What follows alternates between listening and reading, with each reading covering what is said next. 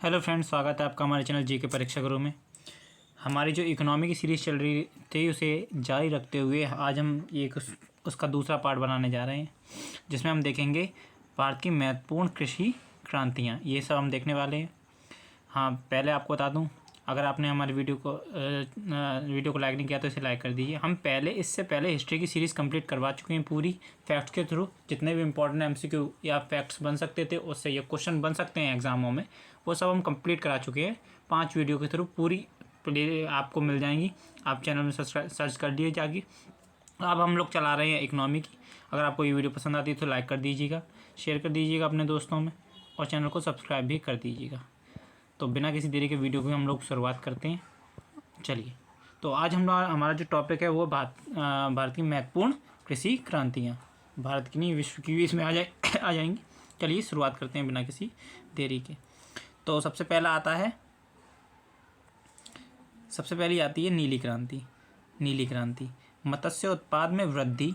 जनक अरुण कृष्णन। जनक कौन है इसके? नीली क्रांति के अरुण कृष्णन। अरुण कृष्णन नीली क्रांति के जनक है।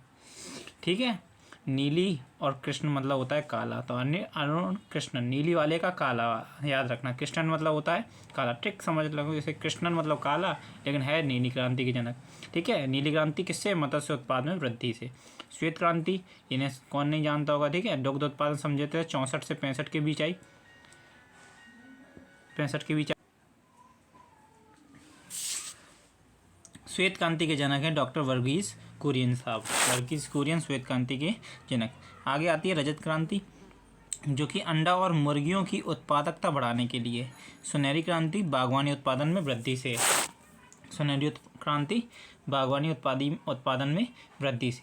सदाबहार क्रांति मिट्टी को उन्नत बनाना, किसानों को लोन दिलाना, रेन वाटर हार्वेस्टिंग एवं कृषि शोध को बढ़ावा देना। ये सदाबहार क्रांति में सब कुछ मिला जुला है। दूसर क्रांति, ये उर्वरक उत्पादन में, दूसर या भूरी क्रांति दोनों एक ही हैं, तो इसमें उर्वरक उत्पादन में वृद्धि से रिलेटेड कौन सी है? दूसर या भूरी क्रांति। अगली जो क्रांति आती है वो है काली या कृष्ण क्रांति। ये पेट्रोलियम, खनिज तेल, कोयला व एथेनॉल उत्पादन में वृद्धि से रिलेटेड है। पेट्रोल में एथेनॉल को 10% लाकर बायोडीजल बनाने के लिए लक्ष्य के लिए है। ठीक है, कौन सी? काली क्रांति या कृष्ण क्रांति। आगे आती है पीली क्रांति।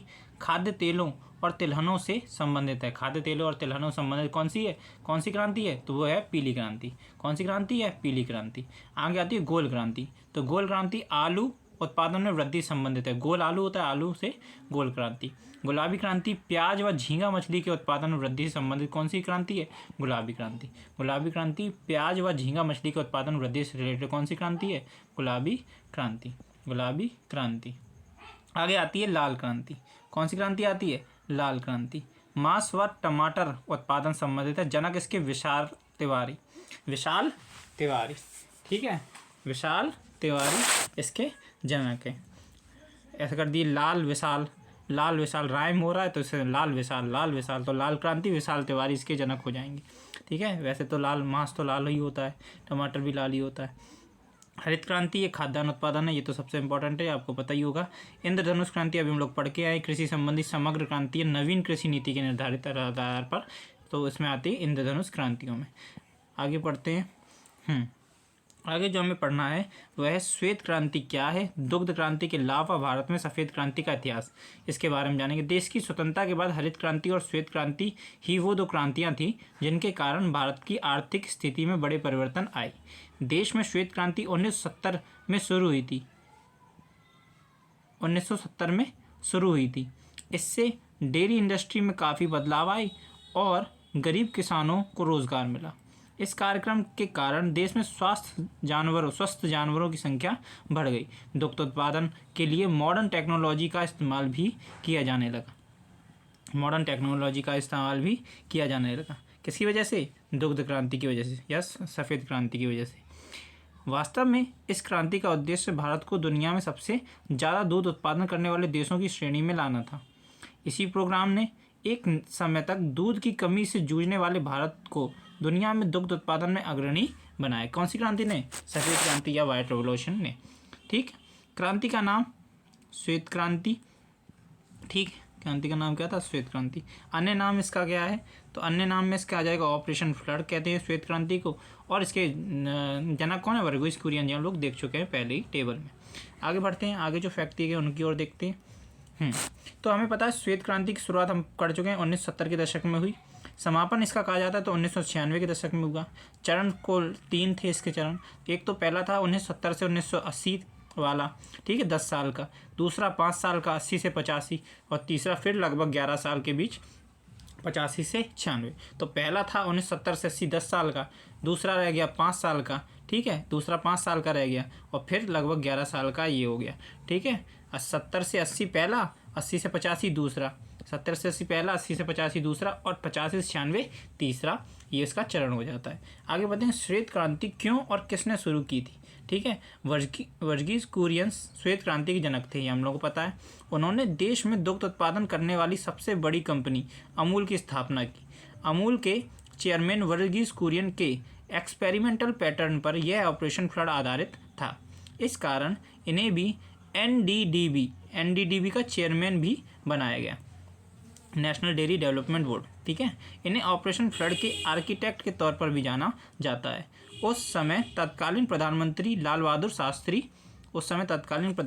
बहादुर शास्त्री के नेतृत्व में कई अन्य कंपनियों ने अमूल के इंफ्रास्ट्रक्चर अरेंजमेंट और रिसोर्स के मैनेजमेंट के साथ नेशनल डेयरी डेवलपमेंट बोर्ड को शुरू किया, ठीक है। कुरियन साहब जो थे के साथ उनके मित्र, कुरियन साहब के मित्र एच.एम. डालिया ने भैंस के दूध से मिल्क पाउडर बनाने और कंडेंस्ड मिल्क बनाने की तकनीक के आविष्कार में योगदान दिया। किसने? एच.एम. डालिया ने। श्वेत क्रांति की शुरुआत का कारण क्या है, ठीक है। श्वेत क्रांति की शुरुआत का कारण क्या है? स्वतंत्रता के बाद देश के ग्रामीण क्षेत्रों का विकास बहुत महत्वपूर्ण हो गया था, क्योंकि तब न केवल फसल उत्पादन एक समस्या थी, बल्कि दुग्ध उत्पादन के क्षेत्र में भी देश पिछड़ रहा था। दुग्ध उत्पादन के क्षेत्र में भी देश क्या हो रहा था? पिछड़ रहा था। दूध और डेयरी के उत्पादनों को बाहर से आयात करने से देश पर आर्थिक भार बढ़ने लगा था। वैसे भी इकोनॉमी इतनी बढ़िया नहीं थी उस समय। तो 1950 से और 1960 में भले ही दुग्ध उत्पादन बढ़ा था, लेकिन एनुअल प्रोडक्शन ग्रोथ इन सालों में नेगेटिव रह रही थी। देश की स्वतंत्रता के बाद पहले दशक में एनुअल कंपाउंड ग्रोथ 1.64% थी, जो कि 1960 के अंत तक 1.15 ही रह गई थी। इस कारण भारत सरकार ने डेयरी सेक्टर में नीतियों में बड़े परिवर्तन करते हुए दुग्ध उत्पादन में आत्मनिर्भर होने का प्रयास किया, ठीक है। और फिर हम लोग नंबर 1 बन गए दुग्ध उत्पादन में। श्री लाल बहादुर शास्त्री ने 31 अक्टूबर 1946 को कंजरी में अमूल की कैटल फीड फैक्ट्री का उद्घाटन किया 1946 में। उन्हें न केवल इस प्रोजेक्ट की आवश्यकता की समझ थी, बल्कि इसकी सफलता में भी बहुत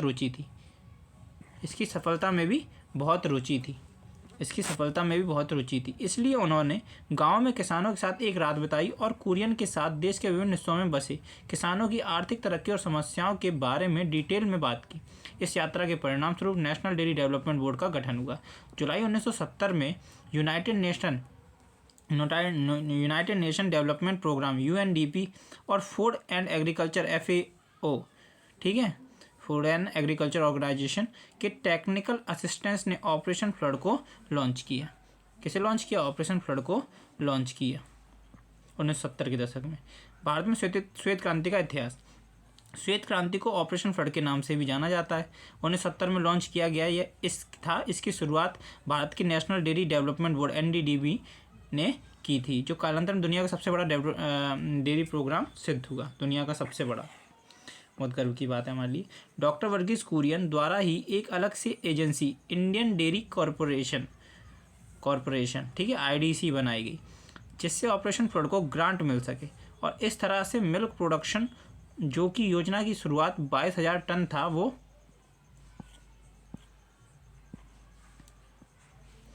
1989 तक मिल्क पाउडर प्रोडक्शन कितना हो गया? 1,40,000 टन हो गया। 1,40,000, 22,000 से इतना ज़्यादा पहुंच गया। जब अमूल ने शुरू किया था तब मार्केट में बहुत से प्रतिद्वंदी जैसे पोल्सन एंड अन्य विदेशी कंपनियां थीं, लेकिन अमूल ने न केवल इन सबको टक्कर बड़ी कड़ी टक्कर दी, बल्कि यह बहुत जल्द भारत की सबसे पसंदीदा डेयरी कंपनी भी बन गई। वास्तव में इस श्वेत क्रांति के कारण 1950 से 51 में जहां दुग्ध उत्पादन 17 मिलियन टन था, वो 2001-2 तक 84.6 मिलियन टन तक पहुंच गया। श्वेत क्रांति के चरण। ये क्रांति कोई छोटी सी 5 वर्षीय योजना नहीं थी, बल्कि सरकार द्वारा बनाई गई सुनियोजित 3 चरणों में होने वाली दीर्घकालीन योजना थी। पहले चरण में यह चरण जुलाई 1970 में शुरू हुआ, जैसा कि हम लोग देख चुके हैं, और 1938 तक चला।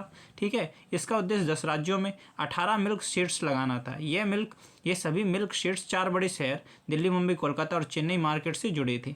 इस चरण के अंत में 1981 में 13,000 गाँवों में डेयरी को ऑपरेटिव विकसित हो चुके थे, जिनमें से 15,000 किसान शामिल थे। पहले चरण में यूरोपियन इकोनॉमिक कम्युनिटी द्वारा गिफ्ट दिए गए स्किम्ड मिल्क पाउडर और बटर की सेल की गई थी, और इससे ही आर्थिक सहायता मिली। NDDB national dairy development board ने ये प्रोग्राम प्लान किया था, और यूरोपियन इकोनॉमिक कम्युनिटी की मदद से इसकी डिटेल्स निर्धारित की गई थी। दूसरा चरण हमें पता है 81 से 85 तक चला। ठीक है। इस चरण में उद्देश्य पहले चरण को ही आगे बढ़ाते हुए कर्नाटक, राजस्थान, मध्य प्रदेश जैसे अन्य राज्यों में भी डेयरी डेवलपमेंट प्रोग्राम चलाना था। 1985 में इस चरण के अंत तक 136 मिल्क शेड्स बन गए थे, जो कि 34,500 गाँवों तक फैले थे। 43,000 गाँवों में 4.25 मिलियन तक दूध का उत्पादन होने लगा। 1989 तक घरेलू दुग्ध उत्पादन भी 22,000 टन हो गया। इन सब में इसी का गिफ्ट और वर्ल्ड बैंक लोन ने बहुत मदद की। ऑपरेशन फ्लड को European economic community, world bank और भारत के नेशनल डेयरी डेवलपमेंट द्वारा संयुक्त रूप से स्पॉन्सर किया जा रहा था।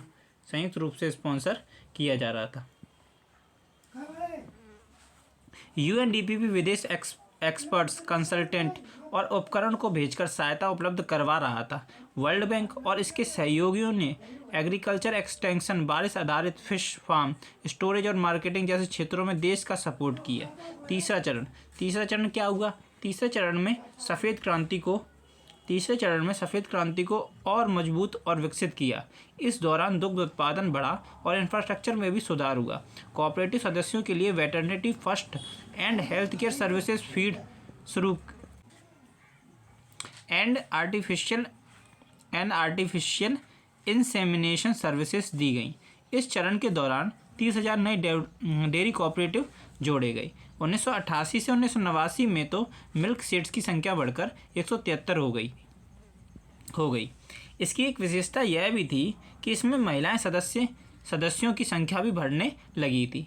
1995 में तो women dairy cooperative leadership programme को एक पायलट प्रोजेक्ट के तौर पर भी लॉन्च किया गया था, जिसका उद्देश्य डेयरी कोऑपरेटिव मूवमेंट में महिलाओं की भागीदारी बढ़ाना था। गाँव में मुख्य स्ट्रेटजी लोकल महिलाओं को ट्रेनिंग देना और उनका लेटेंट पोटेंशियल बढ़ाना था। इस चरण में ज़्यादा महत्व जानवरों को पोषण युक्त भोजन देने, नए इनोवेशन जैसे थैलेरियोसिस के लिए वैक्सीन बनाने, प्रोटीन फीड बाईपासिंग और दुधारू जानवरों की संख्या बढ़ाने पर दिया गया। यह चरण 1996 में समाप्त हुआ और तब तक 9.4 मिलियन किसानों के बीच 73,300 डेयरी कोऑपरेटिव बन चुके थे। इस चरण के अंत तक हालांकि प्राइवेट एजेंसियां कोऑपरेटिव गांवों से दूध उत्पादन नहीं कर पाए, लेकिन फिर भी इस चरण में ने अपने तय किए गए लक्ष्यों से ज़्यादा हासिल कर लिया था। उस समय की ऐसी स्थिति और प्लान बना लिए गए थे जिनसे लंबे समय तक इसका लाभ प्राप्त किया जा सके। जैसे कच्चे दूध के लिए एक मार्केट बनाया गया, जिसके साथ कई टेक्निकल सर्विसेज भी विकसित की गई। मवेशियों का खाना, इमरजेंसी हेल्थ सर्विस जैसी कई सुविधाओं के कारण दुग्ध उत्पादन बढ़ गया। State of the art dairy बनाई गई, जिससे घरेलू और एक्सपोर्ट मार्केट के लिए क्वालिटी प्रोडक्ट बनाए जा सकें। ऑपरेशन फ्लड के दौरान जहां दूध की डिमांड बढ़ रही थी, तब भी कुल मवेशियों की संख्या नियत थी। गाय और भैंस की ब्रीड्स को गाय और भैंस की ब्रीड्स को अपग्रेड किया गया। गैर विवरण वाली गायों को एक्जोटिक सीमेन से ब्रीड करवा के उनकी भी प्रोडक्टिविटी बढ़ाई गई। एनिमल हस्बेंड्री में भी रिसर्च और विकास हुआ। 1998 में वर्ल्ड बैंक ने एक रिपोर्ट पब्लिश की जिसमें डेयरी डेवलपमेंट और इसके प्रभाव का भारत में प्रभाव दिखाया गया।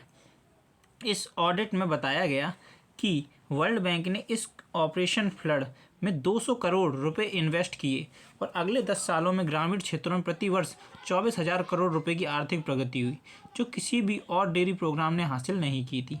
श्वेत क्रांति के लाभ। अभी सब इतने सारे लाभ देख चुके हैं, अब फिर भी हम लोग अलग से लाभ देखते हैं। देश में दुग्ध उत्पादन बढ़ा। मात्र 40 वर्ष में 20 मिलियन मैट्रिक टन से 100 मिलियन मैट्रिक टन हो गया और ये सिर्फ इस डेयरी कोऑपरेटिव मूवमेंट के कारण संभव हुआ। इस क्रांति ने देश के किसानों को ज़्यादा से ज़्यादा जानवर रखने को प्रोत्साहित किया, जिसके कारण हुआ क्या, 500 मिलियन तक भैंसें और मवेशी हो गए बढ़े, जो कि दुनिया में सबसे ज़्यादा जानवर भारत में अभी भी पाए जाते हैं।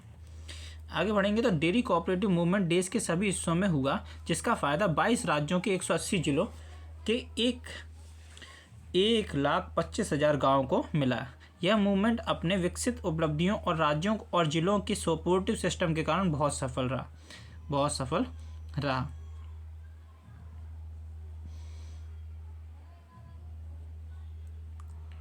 इधर क्या दिया गया है,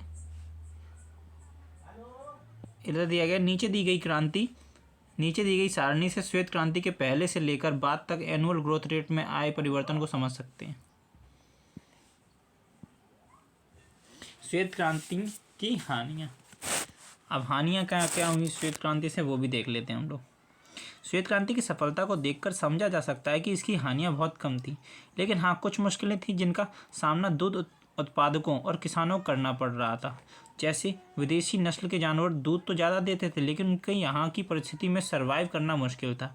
इस कारण उनका भोजन और उनकी अन्य आवश्यकताओं की पूर्ति के लिए भी आम ग्रामीण और प्राइवेट सेक्टर की छोटी कंपनियों पर आर्थिक बोझ बढ़ जाता था। इस दौरान प्राप्त किए जाने वाले दूध में सभी पोषक तत्व नहीं होते थे, जिससे स्वास्थ्य पर बुरा प्रभाव पड़ सकता था। आज जानवरों की ब्रीडिंग 3 महत्वपूर्ण क्षेत्र हैं: artificial insemination and quantitative genetic technique, embryo transfer and embryo micro manipulation technique, और तीसरी है बायोटेक्नोलॉजी एंड जेनेटिक इंजीनियरिंग, जो कि निश्चित रूप से श्वेत क्रांति की देन है। आज लगभग 22 राज्यों में 12 मिलियन किसान के पास लगभग 250 डेयरी प्लांट्स हैं, जिससे लगभग 20 मिलियन लीटर दूध उत्पादन प्रतिदिन किया जाता है। 1955 में हमारे यहाँ लगभग 500 टन बटर प्रति वर्ष आयात किया जाता था। आज देश में कोऑपरेटिव सेक्टर से ही 1200 टन बटर बनाया जाता है। हम 1955 में यहाँ 3000 टन बेबी फूड इंपोर्ट करते थे, वही अब हमारे यहाँ 38,000 टन बेबी फूड बनाया जाता है। वास्तव में दूध क्रांति के कारण ही 1975 तक सभी दूध और दूध से बने उत्पाद का आयात बंद हो गया था, जो कि उस समय की बड़ी सफलता थी। तो आज की स्थिति से तो इस क्रांति की सफलता से मिले फायदे का अंदाज़ा लगाया जा सकता है। अब हम लोग पढ़ेंगे बैंकों का राष्ट्रीयकरण तथा सुधार, 1991 में आर्थिक सुधार और उसके बाद की अर्थव्यवस्था। 1991 की आर्थिक सुधार और उसके बाद की अर्थव्यवस्था। बैंक उस वित्तीय संस्था को कहते हैं जो जनता से धनराशि जमा करने एवं जनता को ऋण देने का कार्य करती है। पहला आधुनिक बैंक इटली के जोनाको में 1406 ईस्वी में स्थापित किया गया था। इसका नाम Banco di San Giorgio sir George bank था। भारतीय बैंक के इतिहास देखते हैं, ये इतना इंपॉर्टेंट नहीं था हमारे लिए। भारतीय बैंक के इतिहास हमारे लिए इंपॉर्टेंट है। उसमें जो पहला फैक्ट है वो है भारत में पहला व्यापारिक bank general bank of India था, जिसे 1786 में खोला गया था। इसके बाद ये इंपॉर्टेंट क्वेश्चन बनता है, 1790 में बैंक ऑफ हिंदुस्तान खोला गया। ठीक है, बैंक ऑफ हिंदुस्तान की यूरोपियन बैंक थे। ठीक है, ये यूरोपियन बैंक था, 1790 में खोला गया बैंक ऑफ हिंदुस्तान। ठीक है, 1786 में जनरल बैंक ऑफ इंडिया खोला गया था। 4 साल बाद 1790 में बैंक ऑफ हिंदुस्तान। भारतीयों द्वारा प्रतिबंधित सीमित दायित्व का प्रथम भारतीय बैंक अवध कॉमर्शियल बॉन्ड 1881 में खोला गया। 1894 में पंजाब नेशनल बैंक भारतीयों द्वारा पूर्ण रूप से प्रबंधित पहला बैंक था। भारतीयों द्वारा पूर्ण रूप से प्रबंधित पहला बैंक पंजाब नेशनल बैंक था, तो 1894 में खोला गया। दोबारा से देखिए 1886 में पहला बैंक खोला गया जिसका नाम था जनरल बैंक ऑफ इंडिया। उसके दोबारा से देख लेते हैं।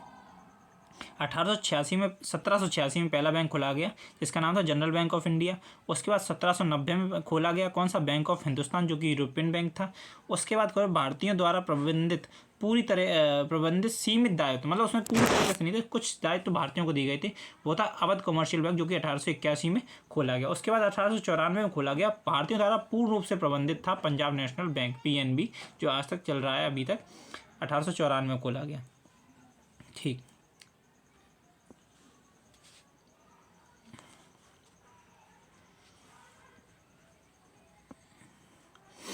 1806 में बैंक ऑफ बंगाल, 1840 में बैंक ऑफ बॉम्बे और 1843 में बैंक ऑफ मद्रास की स्थापना की गई। ठीक है, और 1921, 4 नहीं होगा इधर, 1921 में इन्हीं तीनों बैंकों को मिलाकर इंपीरियल बैंक ऑफ इंडिया की स्थापना की गई। ठीक है, तो 1806 में बैंक ऑफ बंगाल, सबसे पहले बंगाल, फिर 1840 में बैंक ऑफ बॉम्बे, फिर 1843 में बैंक ऑफ मद्रास, तीनों को जोड़कर 1921 में इंपीरियल बैंक ऑफ इंडिया की स्थापना की गई। बाद में 1955 में इसी का राष्ट्रीयकरण करके इसे स्टेट बैंक ऑफ इंडिया बना दिया गया। ठीक है, ये आगे फैक्ट पढ़ेंगे हम लोग। ठीक है, ये आ गया आगे फैक्ट। 1 जुलाई 1955 को राष्ट्रीयकरण के बाद इसका नाम बदलकर स्टेट बैंक ऑफ इंडिया कर दिया गया। 1 अप्रैल 2017 को SBI के 5 सहायक बैंकों, प्रारंभ में 1959 में संख्या 8 थी, का भारतीय महिला बैंक 2013 में स्थापित का विलय SBI में कर दिया गया। ठीक है, 5 सहायक बैंक और भारतीय महिला बैंक, जो कि 2013 में बना था भारतीय महिला बैंक, उसका किसमें विलय कर दिया गया, SBI में 2017 को। SBI राष्ट्रीयकृत बैंकों की सूची में शामिल नहीं है क्योंकि ये शुरू से ही राज्य संचालित वित्तीय संस्था थी। ठीक है, SBI। बैंकों का राष्ट्रीयकरण। अब बैंकों के राष्ट्रीयकरण के बारे में पढ़ते हैं। भारत में बैंकों का राष्ट्रीयकरण 2 चरणों में किया गया। ठीक है, पहला 19 जुलाई 1969 को 14 बड़े व्यावसायिक बैंकों का राष्ट्रीयकरण, नेशनलाइजेशन किया गया। इसमें वो बैंक शामिल किए गए जिनकी कुल जमा 50 करोड़ से अधिक था। पहले चरण में राष्ट्रीयकरण बैंक, इसका ये इतना इंपॉर्टेंट नहीं है कौन कौन से राष्ट्रीयकरण किए गए थे, बस ये इंपॉर्टेंट है कि पहले चरण में कितने बैंकों किए थे, तो 14 बैंकों किए गया था, 14 बैंकों को किया था पहले चरण में। बाद में जो 1980 में उसमें 6 बैंकों को किया गया। अब ये द्वितीय चरण आता है। द्वितीय चरण जो होता है वो 15 अप्रैल 1980 को हुआ, जिसमें 200 करोड़ से रुपये से अधिक जमा वाली 6 बैंकों का राष्ट्रीयकरण किया गया। पहले में 50 करोड़ पूंजी थी, इसमें 200 करोड़ पूंजी से ज़्यादा वाले हो गए, 6 बैंकों को किया गया। ठीक है, Andhra corporation, new bank of India, oriental bank of commerce, Punjab Sindh Vijaya bank, इन सबको राष्ट्रीयकृत किया गया। आगे बढ़ते हैं। सितंबर 1993 में न्यू बैंक ऑफ इंडिया का विलय पंजाब नेशनल बैंक में कर दिया गया। 1 अप्रैल 2019 को विजया बैंक और देना बैंक का विलय बैंक ऑफ बड़ौदा में कर दिया गया। 30 अगस्त 2019 को वित्त मंत्री निर्मला सीतारमण द्वारा बैंकों के एक और विलय की घोषणा की गई। इसके अनुसार oriental bank of commerce, Punjab National bank, United bank of India, syndicate bank,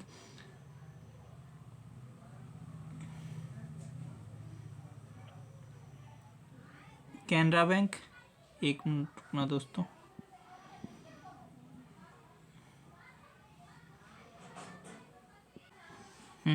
oriental bank of commerce, oriental bank of commerce, Punjab National bank और यूनाइटेड बैंक ऑफ इंडिया का विलय एक में हो गया।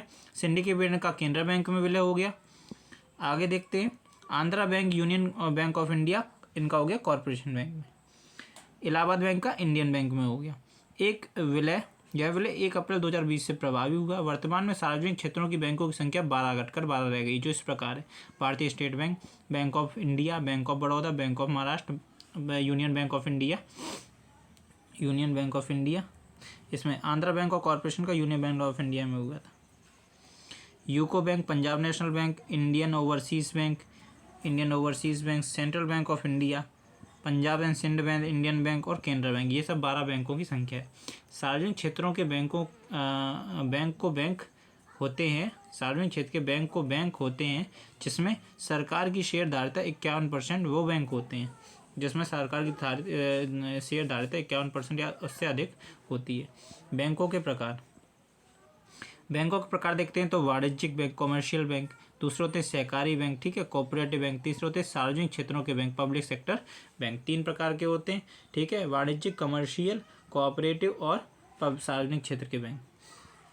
और ये रहे आगे राज्य सरकारी कोऑपरेटिव सेक्टर बैंक, ठीक है, एग्जाम्पल SBI, PNB, ये सब राज्य सरकारी हैं। निजी क्षेत्र के बैंक जैसे HDFC, ICICI, क्षेत्रीय ग्रामीण बैंक, रीजनल ग्रामीण बैंक, केंद्रीय सहकारी बैंक, ठीक है, डिस्ट्रिक्ट ऑपरेटिव बैंक, विदेशी बैंक, फॉरेन बैंक्स हो गए, ठीक है, एक्स स्टैंडर्ड चार्टर्ड बैंक जैसे UK के HSBC है, प्राथमिक ऋण समितियाँ, प्राइमरी क्रेडिट सोसाइटीज़, ठीक है। आप देखते हैं वाणिज्यिक बैंक, कमर्शियल बैंक के बारे में देखते हैं। कमर्शियल बैंक, वाणिज्यिक बैंक, अनुसूचित बैंक, शेड्यूल्ड बैंक, और इसमें आता है नॉन शेड्यूल्ड बैंक, गैर अनुसूचित बैंक। वो बैंक जिनका नाम RBI एक्ट 1934 की सूची 2 में शामिल है लेकिन RBI के पास रखने के लिए बाध्य नहीं है, ठीक है। इसमें वो अनुसूचित बैंक में वो वाले आते हैं। ये बैंक RBI के एक्ट 1934 में शामिल नहीं है, ये शामिल हैं, अनुसूचित हैं, और ये गैर अनुसूचित हैं, लेकिन SLR की शर्तों को मानना पड़ता है इन्हें भी, ठीक है। इस अनुसूची में उन्हीं बैंकों को शामिल किया जाएगा, किसमें, शेड्यूल वाली में शामिल किया जाएगा, सॉरी दोस्तों, उन्हें ही शामिल किया जाएगा जिन बैंकों की प्रदत्त पूंजी और संचित कोष 5 लाख से कम ना हो और RBI को इस बात की संतुष्टि हो कि बैंकों का भी कार्यकलाप जमाकर्ता के अहित में नहीं होगा, ठीक है। इस प्रकार में वो इस शेड्यूल बैंकों में वो बैंक शामिल किए जाएंगे। बल्कि सामान्य परिस्थितियों में जो अनुसूचित गैर अनुसूचित बैंक हैं उनका क्या है सिस्टम है, तो गैर अनुसूचित बैंक का सिस्टम ऐसा है, RBI से उधार नहीं ले सकते हैं ये बैंक, लेकिन आपातकालीन परिस्थितियों में ले भी सकते हैं, ठीक है, ऐसा सिस्टम है, मतलब इनको ज़्यादा अधिकार नहीं है गैर अनुसूचित वालों। क्षेत्रीय ग्रामीण बैंक देखते हैं, तो इसमें केंद्र सरकार का 50%, राज्य सरकार का 15% और स्पॉन्सर्ड बैंक का 35% रहता है, ऐसा इसमें वित्तीय साझेदारी होती है। ग्रामीण बैंकों की स्थापना, क्षेत्रीय ग्रामीण बैंकों की स्थापना 2 अक्टूबर 1975 को एक अध्यादेश द्वारा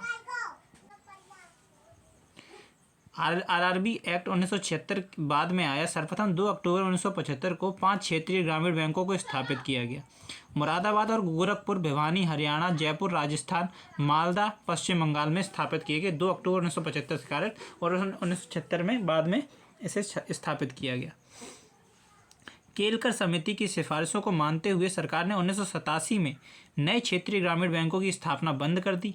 उस समय भारत के क्षेत्रीय ग्रामीण बैंकों की स्थापना बंद कर दी गई। उस समय भारत में क्षेत्रीय ग्रामीण बैंकों की कुल संख्या 196 थी। 1 अप्रैल 2020 तक कुल क्षेत्रीय ग्रामीण बैंकों की संख्या कितनी, 38 रह गई है। सहकारी बैंक के बारे में देखते हैं। सहकारी बैंकों की स्थापना किसानों को अल्पकाल के लिए ऋण उपलब्ध कराने के लिए की गई। त्रिस्तरीय होते हैं। राज्य सहकारी बैंक, केवल राज्य सहकारी बैंक ही RBI से ऋण ले सकते हैं। केंद्रीय जिला सहकारी बैंक, प्राथमिक ऋण समितियां, इनके बारे में देखते हैं। सहकारी बैंकों का क्षेत्र राज्य विशेष तक सीमित होता है। सहकारी बैंक का क्षेत्र कहाँ तक सीमित होता है, राज्य विशेष तक सीमित होता है। राज्य विशेष तक सीमित होता है। राज्य सहकारी बैंक, ये राज्य का शीर्ष सहकारी बैंक होता है। ये केंद्रीय जिला सहकारी बैंक को ऋण देता है एवं उसके कार्यों पर नियंत्रण रखता है। केंद्रीय सहकारी बैंक, ये बैंक जिला स्तर पर कार्य करते हैं। इनके द्वारा किए गए ऋण की अवधि 1 से 3 वर्ष होती है, ठीक है। केंद्रीय सहकारी बैंक। प्राथमिक साख समितियाँ, एक गाँव अतएव क्षेत्र में क्रम से क्रम 10 व्यक्ति मिलकर प्राथमिक समिति का निर्माण कर सकते हैं। ये 1 वर्ष के लिए ऋण देती है। देश में सर्वाधिक सहकारी बैंक महाराष्ट्र में, ठीक है, ये एक फैक्ट हो जाता है। आगे जो चीज़ है, वर्ष 2014 के पश्चात आर्थिक सुधार, ये हम लोग अगली वीडियो में देखेंगे।